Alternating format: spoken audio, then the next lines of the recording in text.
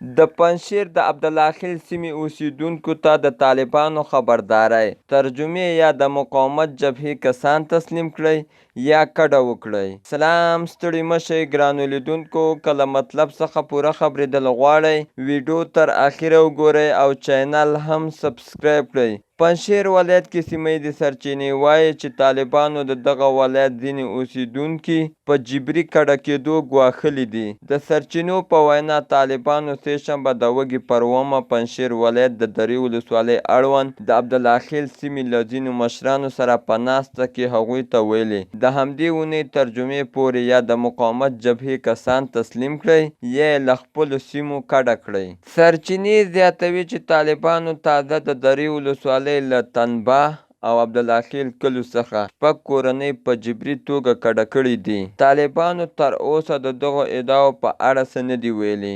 د ویلو دی چې څو ورځې مخکې هم د پنجشیر ولایت له درې او پریان ولسوالیو څخه د 27 کورنیو د جبري کډه کېدو په اړه راپورونه خپاره شوي ول. نړۍ مننه چې زموږ ویډیو مو تر اخره وکتله. په دې هیله چې د خوښې وړ مو ګرځېدلې وي. د لا ښکلو په زړه پورې ویډیوګانو لپاره زموږ چینل سبسکرایب کړئ او که ویډیو مو خوښه شوې وي نو حتما یې لایک او شیر کړئ چې نور دوستان هم خبر شي. مننه.